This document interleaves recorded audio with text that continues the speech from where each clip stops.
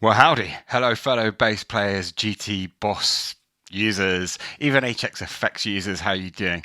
I put out a video a few weeks ago where I was talking to you about I've kind of had a bit of a progression in how I'm able to live loop my bass and get more control within a track and have a bit more fun with it. And I just wanted to put out a settings video. So we're going into a settings view in just a second. Excuse this first view where I'm all in a small screen. Help me get out of this box. Ah! Anyway, sorry, it's late on a Sunday. Been quite a day of it. We're going to dive straight into the settings view. The important thing with this is, Paul, is that you might say to me, Paul, look, you donut. I have a church gig and I only get one channel on the mixer when I go into the desk. How can I pull off your routing?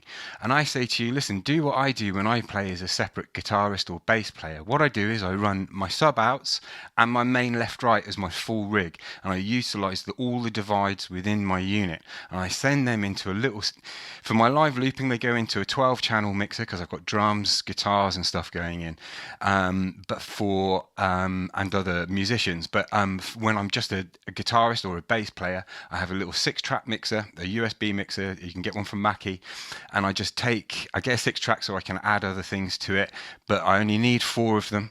And then I take the main left right out of that, or I could take a USB or whatever connection, your headphones connection, and I give the front of house one cable that's a stereo mix. So there's your answer.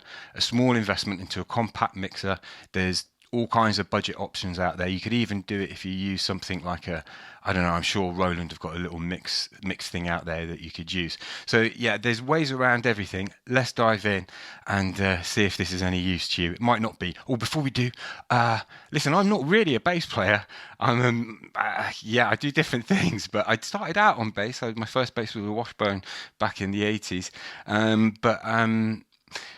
If you've got any tips for me, you see this and it gives you an idea and you go, Paul, you could improve this way of working.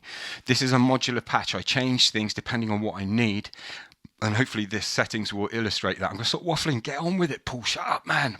Boom. Okay, guys, diving straight in. You can see here I've got a natural bass and an AB.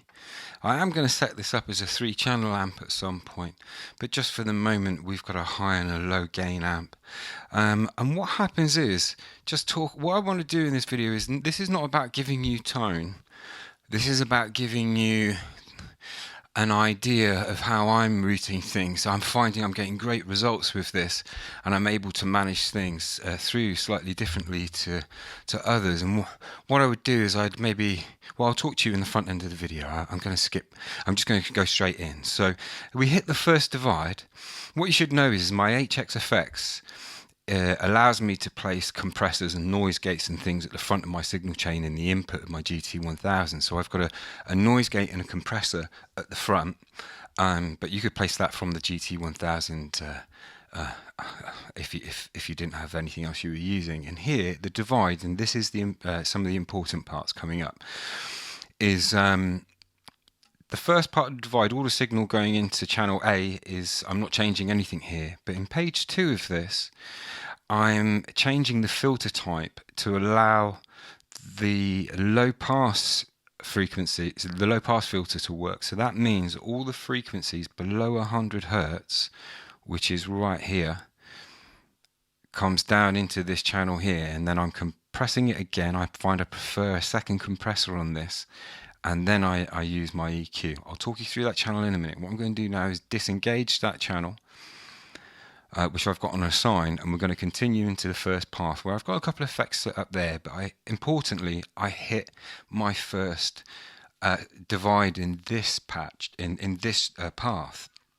Now what's going on here is in the first channel, so going up to the amps, is all the frequencies above 100 Hertz. Okay, so the sub out here is taking over where this one stops, whereas if I go to the second page, the signal coming down into here, which I'm calling my DI, now I'm going to talk more about this in a second, I have the filter type off, so I've got all the frequencies going through.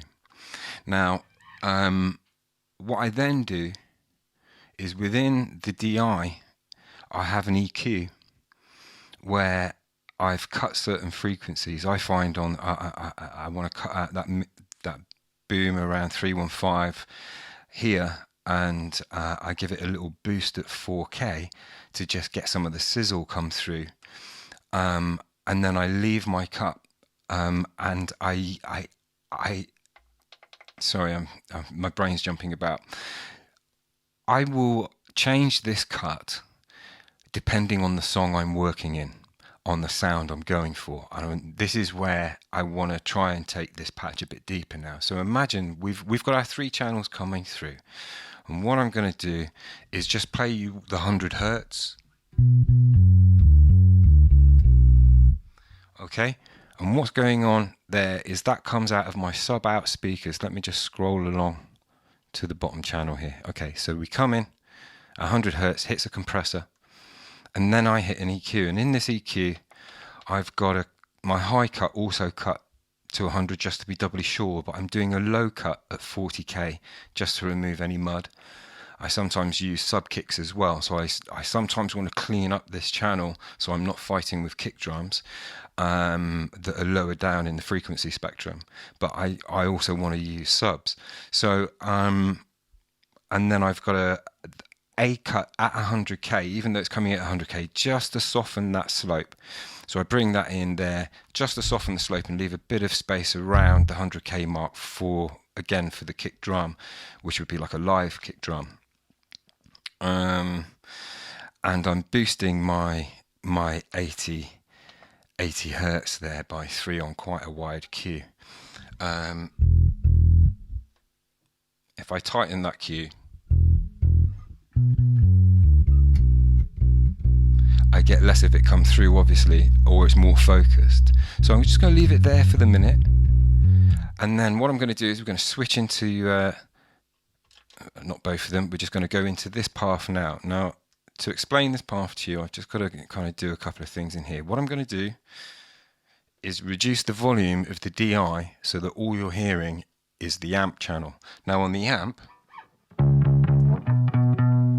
if I just scroll through the settings here, again I can change this amp for every song I do. And as a live looper I want a lot of different tones, but I'm using the middle gain here on this one, and on that amp when I switch I'm using the natural bass in a high gain. But importantly, I'm only using the over 200 hertz, the over 100 hertz, remember, and that means it's quite thin. But I'm using it to cut through, and if I want to, in this channel, I again could just bring out some of the highs if I wanted to. So let's say, I've already brought out some of the highs, but let's say I wanted to make it a duller bass sound. And maybe boost the bottom end in it.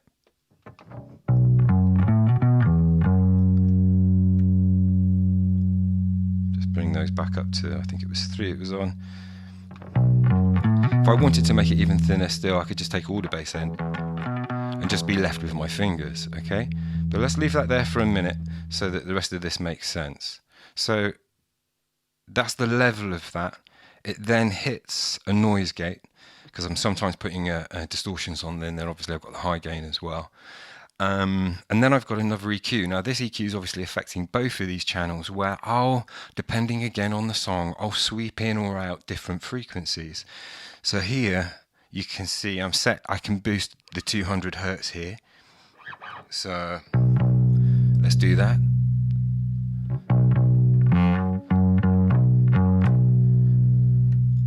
Just going to leave it flat for a minute because I don't want to be boosting anything just yet until I've brought everything in. And I've got a boost bringing out the fingers, and I'm just going to tighten up that.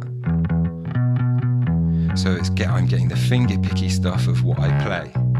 Sorry for my flaps here.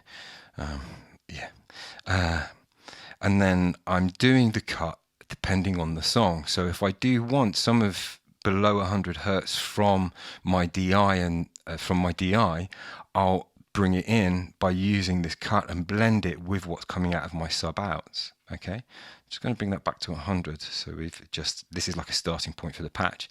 And then I'm pretty much cutting out anything above 5K. I sometimes in a tune bring that down to a 4, and depending on the vibe of the tune, I'll come down even lower. I'll bring it down into the 2s for like a really kind of subby feel when I'm making more of the bottom end. I'm going to show you about that in a minute, but I'm going to stay there for 5. And then I've got a compressor on it. Now it's quite a light compression on here, albeit I'm doing it on a 5:1. I've got none of the dry mix coming through, okay, and this is just to bring me up to consistent level coming through. I then hit the HX effects where output effects can be put on from the HX effects. I then come into another divide here where I set up to add reverb separately. So at the moment we're just hearing the amp on its own, none of the low end frequencies are in there, just the amp. And I'm going to open up the reverb channel so I don't get any mud coming or any confusion. My clean signal's cutting beautifully through the signal of the effect, which is 100% wetness, and none of the dry level coming through, okay? Tweak it to your heart's desire. And you'll see in other patches I'll use effects in there, so we'll dive deeper into that in other videos. But for the moment, just staying on track, what I'm now going to do is, this is the amp again. I'm going to turn it off. And we've got a volume of 40, so I'm going to turn that down. I'm going to turn the DI up so we can now hearing only the DI. So I'm going to bring that up to 40, which is where that was. And I've used, sometimes I'll come into this channel like that, just using this as my DI, put an EQ on it, and this will be what's there. But what I find is, having watched how professional producers do it, they like to add a bit of grit to their DI. So here we can add further distortion to our distortion using the drive in our DI. I've mentioned about the EQ here. What I'm going to do now that you can hear that is add it to the bass. So let's bring this channel up to 40, and then let's just do this. So the amp on its own. This is with the DI.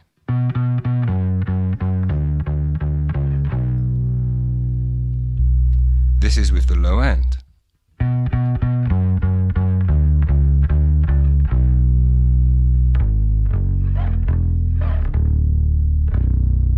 Lovely full thickness all the way around my neck. Everything's nice and consistent. The compressor that's being used on the low end, let's just have a quick look at that, is this compressor here is being used as a limiter. When it's at infinite there, it's being used as a limiter. I've got none of the direct mix coming through, leaving my tone alone unless I've got a problem.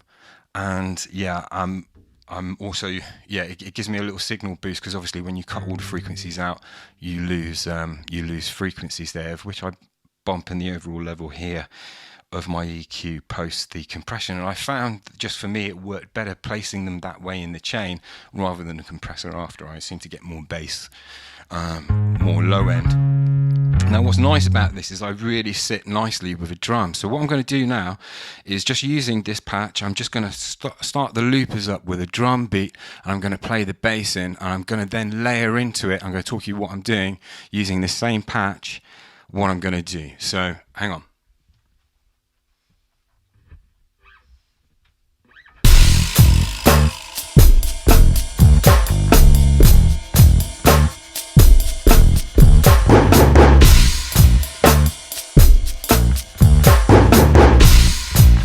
Now while we're in the mix, for me I want to hear more of my fingers coming through on that. So I'm going to go back through here, and I think what I want to do is, I closed up that around here, isn't it? So I'm just going to open this up so I've got more highs coming through.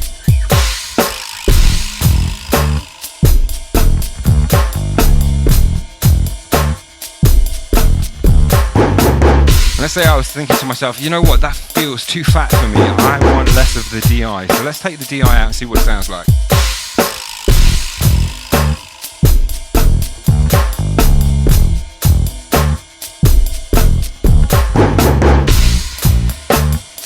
Sounds nice. But by the time my guitars and things are in there, it's getting lost. So I find I actually want some of it in there.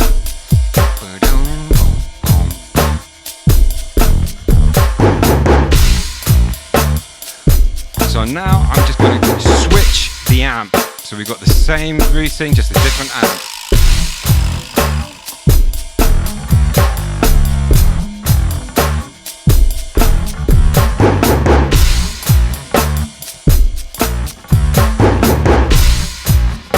Now let's say I want more low end in that. I'm going to come down here and I'm going to look at my EQ. Could I get away with boosting that just one more?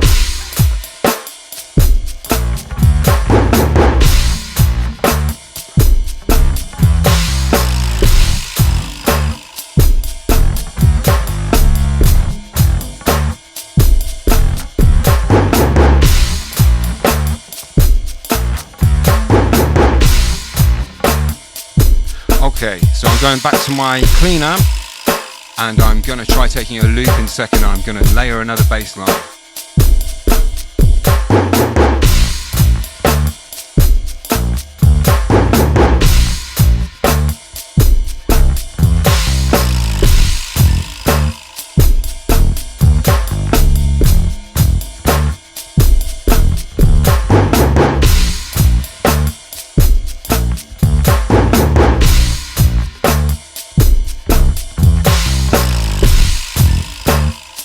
Okay, we've got the loop, and what I want to do now is put in another bass line that is going to happen with a chorus of some stereo guitars.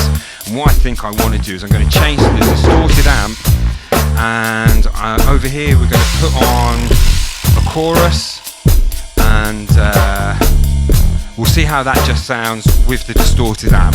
So I might want to cut out the sub channel, there might be too much bass, but we'll see. I'll do an A/B test. Hang on.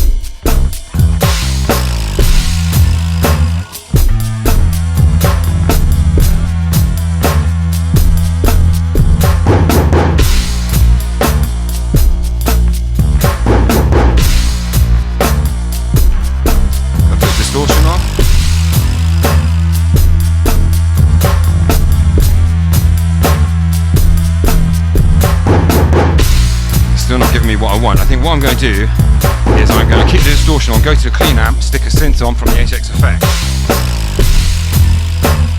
Yeah, that's more like it.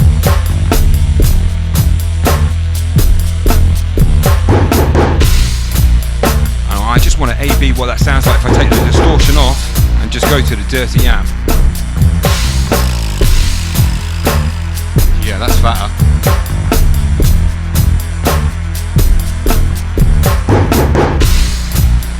Right, now let's lose the low end.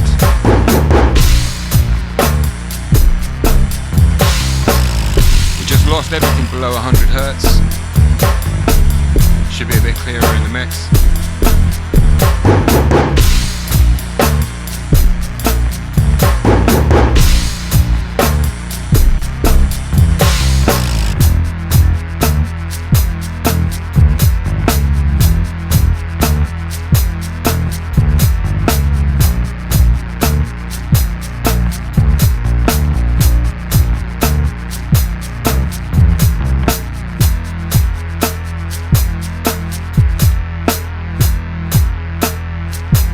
Reverb on.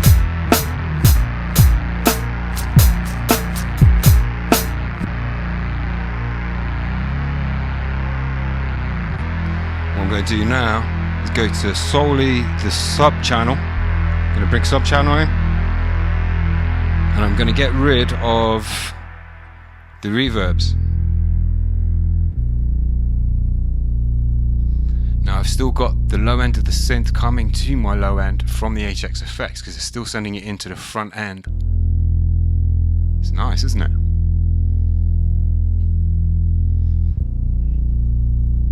I'm going to take that synth off.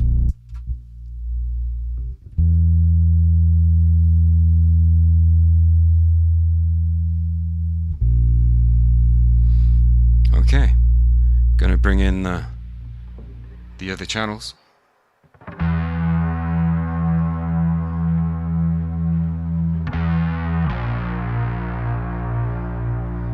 to the clean amp.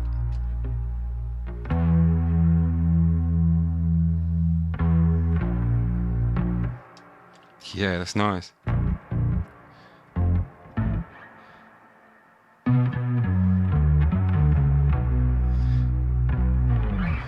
That's rather than using an octave, we're using a harmonist and just dropping it one voice just to get a slightly different octave type synth type tone. Go dirty amp. Let's say I didn't want any amp in there at all, I just wanted my DI. Oh no. Yeah, just do that. So I've got a really nice clean low end that should just cut through in most mixes. Let's bring the low end back in. Take the chorus off. I might want to, I've got too much of that low end coming through now, I think, here in the room. That might be, if hopefully I didn't peak there in that session, we'll just drop that back. Yeah, with great power comes great responsibility. Careful with those low frequencies, isn't it? Let's turn that amp back up. Let's turn that off. Let's go to the clean amp.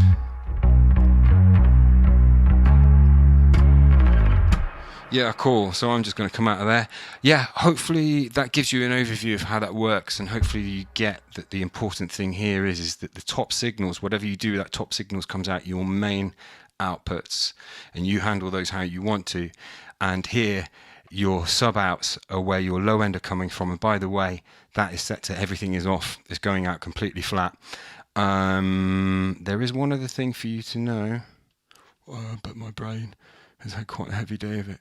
What was I going to say?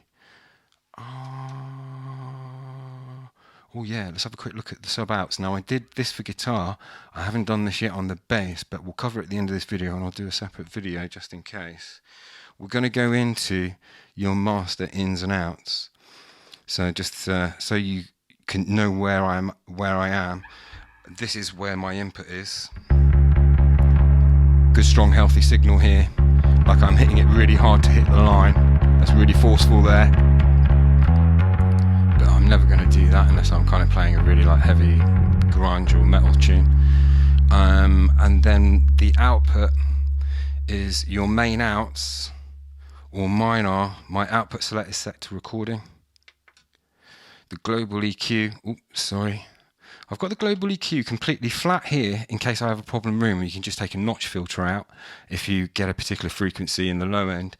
But here I'm doing a very little cut because of the guitars, and I'm still doing the 40k hertz cut here, so we don't get any extra rumbles. And I do that on both the global EQs for the sub out as well.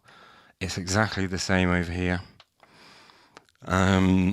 But importantly, the output level, you'll find when you level off your DIs through your output, I run at +4 here, but I'm dropping to 29 there. Your unit comes in at 50, which is really hot. You'll blow something, so drop that before you try this experiment, I would. But yeah, I'm finding I get all the lows, all the mids, and all the highs that I want, and within that I've got the flexibility using the EQs in the 3 different channels. I can compress whatever frequencies I want, like I can move the compressors around into the different channels and get the 3 compressors working across all 3 rather than, you know, joining 2 into 1. But the 2 into 1 helps them glue together, if that makes sense. I'm now starting to waffle. I'm going to let you get on with your day, your evening, wherever you are. I hope it's sunny and nice. Take care and enjoy your bass. Bye bye.